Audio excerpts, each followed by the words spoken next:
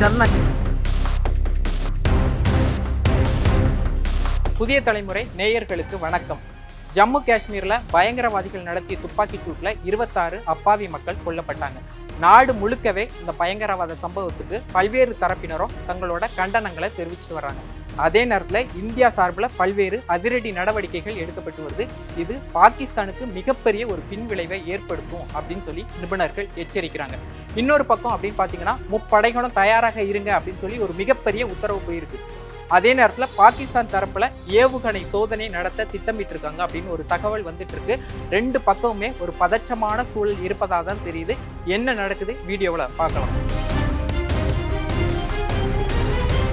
ஜம்மு காஷ்மீர்ல இருக்கிற அனந்தநாக் அப்படிங்கிற உள்ள மாவட்டத்தில் உள்ள பகல்காம் அப்படிங்கிற ஒரு பகுதியில இருந்து கிட்டத்தட்ட 5 கிலோமீட்டர் தொலைவில் உள்ள பைசரன் அப்படிங்கிற ஒரு மலைப்பகுதியில பயங்கரவாதிகள் நடத்திய துப்பாக்கிச் சூட்ல கிட்டத்தட்ட ஒரு 26 சுற்றுலா பயணிகள் கொல்லப்பட்டாங்க. நாடு முழுக்கவே இந்த சம்பவத்துக்கு பல்வேறு தரப்பினரும் கண்டனம் தெரிவிச்சுட்டு வந்தாங்க. இந்தியா சார்பில் தலைவர்கள் சொல்லும் போது நிச்சயம் இது சம்பந்தப்பட்ட குற்றவாளிகள் தண்டிக்கப்படுவாங்க, நீதியின் முன் நிறுத்தப்படுவாங்க, அவங்களுக்கு உரிய தண்டனை கிடைக்கும் அப்படின்னு சொல்லி வலியுறுத்திட்டு வர்றாங்க. இந்தியா மட்டும் கிடையாது, உலக தலைவர்கள் பலரும் கூட இந்த கோழைத்தனமான சம்பவத்துக்கு தங்களோட கண்டனம் தெரிவிச்சுட்டு வர்றாங்க. இந்த நிலையில தான் இந்தியா சார்பில் பல்வேறு அதிரடி நடவடிக்கைகள் பாகிஸ்தான் மேல எடுக்கப்பட்டு வருது. அது என்ன அப்படிங்கிறத நான் ஒவ்வொன்றா லிஸ்ட் பண்றேன். ஒன்றாவது விஷயம் என்ன அப்படின்னு பார்த்தீங்கன்னா, சிந்து நதிநீர் ஒப்பந்தத்தை ரத்து பண்ணியிருக்காங்க. இந்த சிந்து நதிநீர் ஒப்பந்தம் அப்படிங்கிறது 1960ஆம் ஆண்டு கொண்டு வரப்பட்டிருக்குது. அன்றைய பிரதமராக இருந்த ஜவஹர்லால் நேரு மற்றும் பாகிஸ்தான் அதிபராக இருந்த முகமது அயூப் கான் இவங்க 2 பேர் முன்னிலையில் இந்த ஒப்பந்தம் போடப்பட்டிருக்கு. இந்த ஒப்பந்தத்தோட நோக்கமே சிந்து நதி மற்றும் அதனோட துணை ஆறுகள்ல இருந்து உருவாகக்கூடிய நீரை 2 நாடுகளும் பிரித்து எடுத்துக்கணும் அப்படிங்கிறது தான் இந்த ஒப்பந்தத்தோட நோக்கமாக இருக்குது. இந்த சிந்து நதிநீர் ஒப்பந்தத்தை இப்போது ரத்து செஞ்சிருக்கிறதுனால இந்த ஒப்பந்தம் மூலம் கிடைக்கக்கூடிய நீர் பாகிஸ்தானுக்கு செல்வதில் சிரமம் ஏற்படும். இது பாகிஸ்தானுக்கு மிகப்பெரிய பின்விளைவை ஏற்படுத்தும் அப்படின்னு சொல்லி நிபுணர்கள் எச்சரிக்கிறாங்க.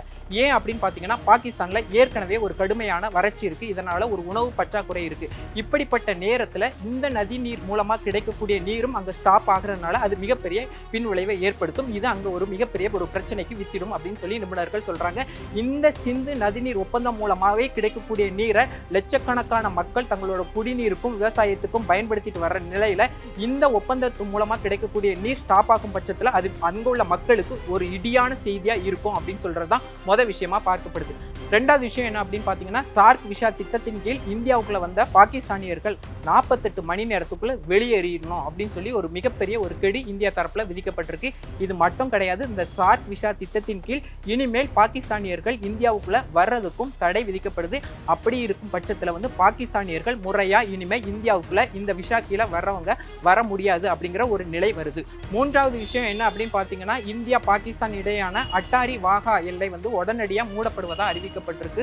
முறையான காரணங்களுடன் சரியான ஒப்புதல் பற்றி இந்த பார்டர் வழியா உள்ள வந்தவங்க மே மாதம் 1ஆம் தேதிக்குள்ள அவங்க பாகிஸ்தான் திரும்பணும் அப்படின்னு சொல்லியும் ஒரு உத்தரவு போயிருக்கு. நாலாவது என்ன அப்படின்னு பாத்தீங்கன்னா, இஸ்லாமாபாத்தில் இருக்கக்கூடிய இந்திய தூதரகத்தில் பணியாற்றக்கூடிய கடற்படை, விமானப்படை, இராணுவப்படை ஆகிய 3 படைகளை சேர்ந்த ஆலோசகர்கள் உடனடியாக இந்தியா திரும்பணும்னு உத்தரவு போயிருக்கு. அது மட்டும் கிடையாது, இந்தியாவில் உள்ள டெல்லியில் இருக்கக்கூடிய பாகிஸ்தான் தூதரகத்தில் இருக்கக்கூடிய முப்படை அதிகாரிகள், அதாவது பாகிஸ்தான் நாட்டை சேர்ந்த முப்படை அதிகாரிகளும் உடனடியாக இந்தியாவை விட்டு ஒரு வாரத்துக்குள்ள வெளியேறிடணும் அப்படின்னு சொல்லி ஒரு உத்தரவு போயிருக்கு. 5வது விஷயம் என்ன அப்படின்னு பார்த்தீங்கன்னா, இரு நாடுகளில் உள்ள கை கமிஷன் உயர் ஆணையங்களில் பணியாற்றக்கூடிய அதிகாரிகளோட எண்ணிக்கை 50லிருந்து 30 குறைக்கப்பட்டிருக்கு. இந்த 5 முக்கிய நடவடிக்கைகளை நேற்று எடுத்திருந்தாங்க.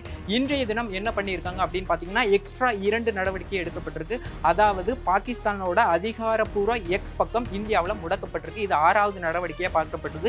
7வது நடவடிக்கை என்ன அப்படின்னு பார்த்தீங்கன்னா, இந்தியாவில் இருக்கக்கூடிய டெல்லியில் உள்ள பாகிஸ்தானோட தூதரகத்துக்கு கொடுக்கப்பட்ட வாபஸ் திரும்ப பெறப்படாததா இந்தியா தரப்புல அறிவிக்கப்பட்டிருக்கு. இந்த 7 நடவடிக்கையும் தற்போது இந்தியா தரப்புல பாகிஸ்தான் மேல ஒரு கடுமையான நடவடிக்கையா எடுக்கப்பட்டிருக்குது. அதே நேரத்தில் இன்று அனைத்து கட்சி கூட்டம் நடைபெற இருக்கு. பிரதமர் மோடி தலைமையில் அனைத்து கட்சி கூட்டம் நடைபெற இருப்பதா சொல்லப்படுது.